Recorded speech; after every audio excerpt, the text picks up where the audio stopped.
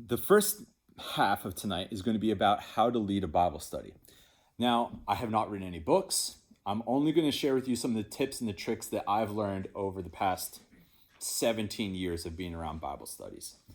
So in undergrad, my major was biblical studies. I actually started as a youth min major, found all those classes completely boring. And then I changed to biblical studies because in some sense I thought to myself, I have a limited window now to be taught the Bible at a very intense depth. Just like how some people go and study Shakespeare for 4 years, I had the opportunity to do that with the Bible. So I put aside all the youth min classes and I focused on biblical studies. So the first thing I have written down here is horizontal and vertical. Now, have any of you ever heard that referenced before as a principle for reading the Bible? No? Probably. So horizontal means that as we read a passage, it's important to know what came just before and what comes right after, like literally horizontal on the sheet of paper in the Bible. For instance, if we were just reading this passage and then you were reading and they were discussing the things that had just happened, but didn't know that the crucifixion had just happened ahead of this, it helps to set up this little section. And so it's very important as you're reading a passage, not just from the Gospels or from the letters, it's important to know what comes before and after. Does that make sense? Yes. Now, the tricky thing next is, I'm sorry, I said that was horizontal. I meant that backwards. That's vertical, the up and down. Yeah, I was wrong there. Horizontal is when you read a passage. Hey, Shayla. Come on in.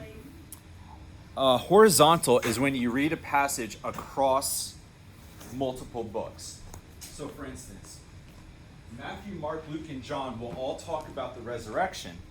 And so sometimes in order to understand a passage, you might want to read it horizontally across, as if you had the four of them next to each other.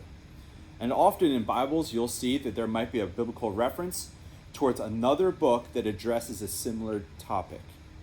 So, what's another one? Galatians and Romans have a lot of similar themes happening.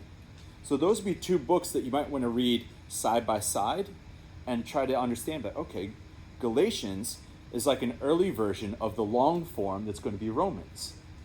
And so sometimes if you're reading Galatians and you don't know what's really happening, it's actually a really good idea to flip open Romans and see where some parallels might happen. Because the Bible not only has singular books that address things on its own, like Philippians is pretty unique in its content just to itself. But I mean, Galatians and Romans, and certainly Matthew, Mark, and Luke, and John, but also 1st, 2nd Kings, and 1st and 2nd Chronicles are actually parallels to each other. One was written during the time, the Kings, and then the Chronicler, which is 1st and 2nd Chronicles, was written after the fact. So it's kind of looking back at history a little bit more. I've found, and again, these are just tips and tricks that I've learned along the way. It's really helpful if you ever want to look at a passage, look what's ahead of it, look what's behind it, and then look to the sides.